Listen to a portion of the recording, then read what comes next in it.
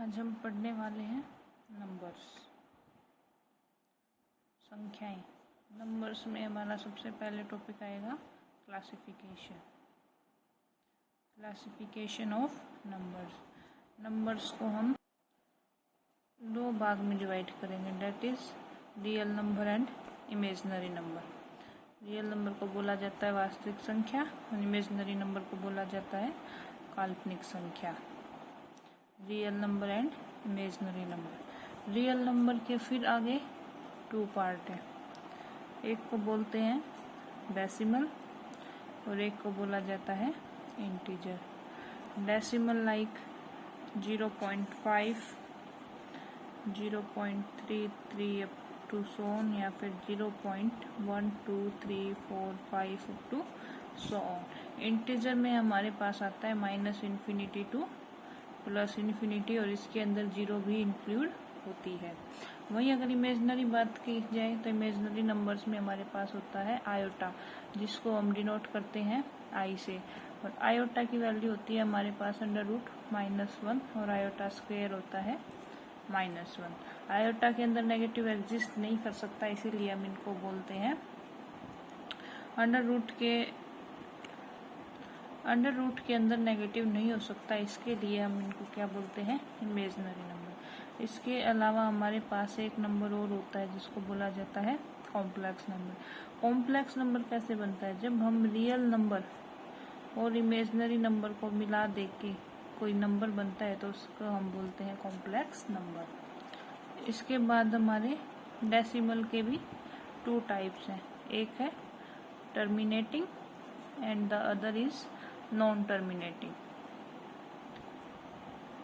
Terminating और non terminating की अगर बात की जाए तो टर्मिनेटिंग वो होता है जिसकी हम वैल्यू को चेंज कर सकते हैं, जिसकी फॉर्म कैन बी चेंज।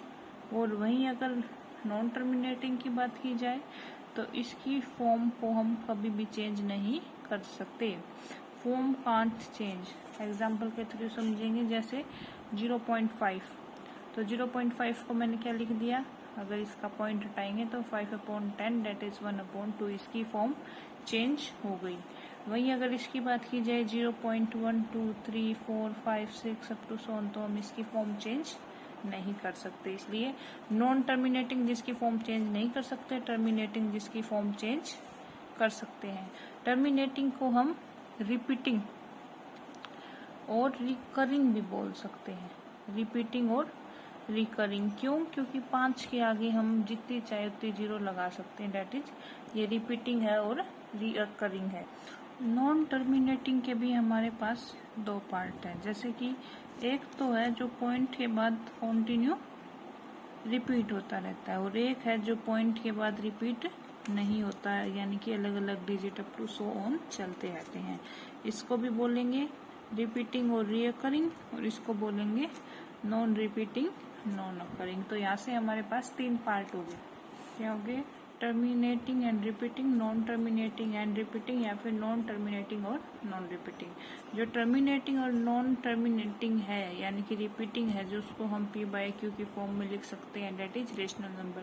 लेकिन जो हमारा नॉन टर्मिनेटिंग और नॉन रिपीटिंग है, इसको हम कभी भी p/q की फॉर्म में नहीं लिख सकते। नॉन टर्मिनेटिंग और रिपीटिंग क्या होगा, √2, √5π। ठीक है। अभी एक क्वेश्चन है 0.333 अप टू सो ऑन। इसको अगर मेरे को रेशनल की फॉर्म में लिखना है तो कैसे लिखेंगे? इसको लिखा जाएगा 3/9। कैसे? अप टू चल रहा है तो हम इसको लिखेंगे 0.3 बार, और जब भी बार हटेगा तो हमारा नीचे आएगा 9। जैसे कि अगर इसका बेसिक समझने की कोशिश करें तो x को मान लिया 0.33 अप टू सो ऑन। अगर पॉइंट एक डिजिट उधर जाएगा तो इसको हम करते हैं 10 से डिवाइड, और अगर पॉइंट एक डिजिट उधर जाएगा तो हम इसको करते हैं 10 से मल्टीप्लाई। तो अगर हम यहाँ पे देखें तो x इज इक्वल टू एक डिजिट हमने उधर कर दिया 3.33 अप टू सो ऑन, तो ये क्या हो जाएगा, 10 से डिवाइड। 10 इधर आएगा तो 10x 3.33 up to so on.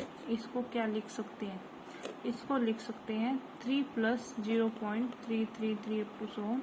ये वैल्यू किसकी थी? x की थी। तो हमारे पास क्या हो गया?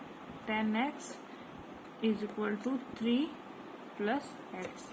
10x x इधर आके माइनस होगा इज इक्वल टू 3 और 9x इज इक्वल टू 3। यहाँ से x हमारे पास क्या आ गया? 3/9 दैट इज 1/3। तो जब भी हमारा बार हटेगा तो हम डिवाइड में क्या लिखेंगे? 9। अगला एग्जाम्पल, एक बार हटेगा तो 1 9, 2 बार हटाएंगे तो 2 9। जैसे कि 0.12 बार, 2 के ऊपर बार है, 2 का बार हटाएंगे तो ये क्या बन जाएगा? 12/99। और अगर इसको और भी सिंपल करना चाहेंगे तो ये क्या हो जाएगा? 4/33। एक एग्जाम्पल और देखें, 0.12 बार। अब बार केवल 2 के ऊपर है, तो इससे जो एक डिजिट के ऊपर बार है तो नीचे आएगा 19, और जिसके ऊपर बार नहीं है उसको हम इससे सब्सट्रैक्ट कर देंगे, 12 माइनस 1। समझ आया? और अगर एक के ऊपर बार नहीं है तो उसकी आएगी 0।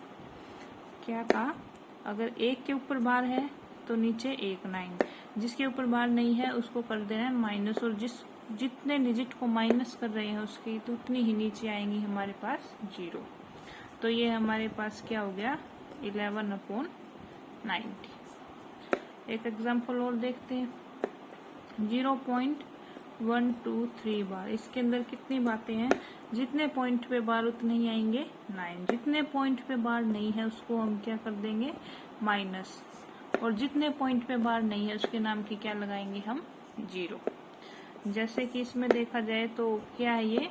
123 बार है केवल एक डिजिट के ऊपर, तो नीचे आएगा 9। 12 के 0.12 के ऊपर बार नहीं है तो इसमें से माइनस हो जाएगा 12, और इनके नाम की आ जाएगी 00। तो हमारे पास आंसर क्या आ गया?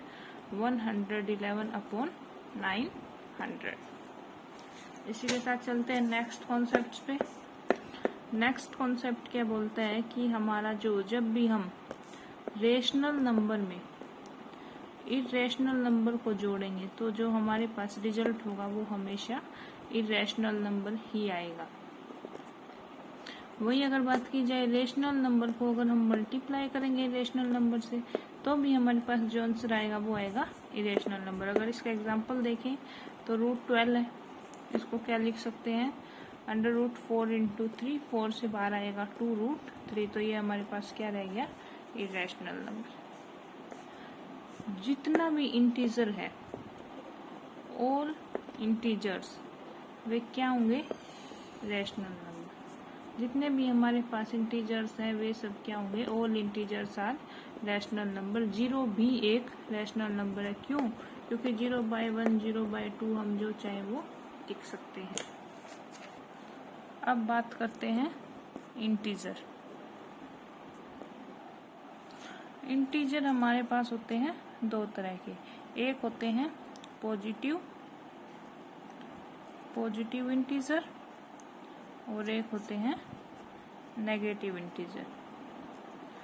और 0 भी इंटीजर में इंक्लूड होती है, उसको हम क्या बोलते हैं? Neutral integer. ठीक है। इंटीजर क्या है? हमारे पास दो तरह के इंटीजर है, एक है पॉजिटिव इंटीजर और एक है नेगेटिव इंटीजर। 0 को भी हम इंटीजर में इंक्लूड करते हैं और इसको बोला जाता है न्यूट्रल इंटीजर, क्योंकि ना तो ये पॉजिटिव है ना ही ये no positive and no negative. अगर पॉजिटिव इंटीजर्स की बात की जाए तो ये शुरू होंगे 1 2 3 4 और ये जाएगा इन्फिनिटी तक। ठीक है। जैसे कि हम इनको ऑल्सो क्या बोलते हैं? हम इनको नेचुरल नंबर भी कह सकते हैं या फिर काउंटिंग नंबर भी बोल सकते हैं। वहीं अगर नेगेटिव इंटीजर की बात की जाए तो ये शुरू होगा -इन्फिनिटी से अप टू ये चलता जाएगा -3 -2 -1। ठीक है। इंटीजर हमारे पास दो तरह के हैं, पॉजिटिव इंटीजर, नेगेटिव इंटीजर। 0 को हम बोलते हैं न्यूट्रल इंटीजर। क्यों? क्योंकि ना ही वो पॉजिटिव है ना ही वो नेगेटिव है। अगर पॉजिटिव इंटीजर की फर्दर बात की जाएगी, पॉजिटिव इंटीजर, तो हम पॉजिटिव इंटीजर को 2 पार्ट्स में डिवाइड करते हैं। एक होता है इवन नंबर और दूसरा होता है odd number. Even number which is divisible by, इसका एग्जाम्पल होगा 2, 4, 6, 8 अप टू इंफिनिटी। वहीं इसका एग्जाम्पल होगा 1, 3, 5, 7 अप टू इंफिनिटी। 0 भी इवन नंबर में इंक्लूड होगी, लेकिन हम कभी भी ये नहीं कहते कि इवन नंबर 0 से स्टार्ट होता है। अगर हमसे स्मॉलेस्ट इवन नंबर पूछा जाएगा तो हम बोलेंगे 2 is the smallest even number.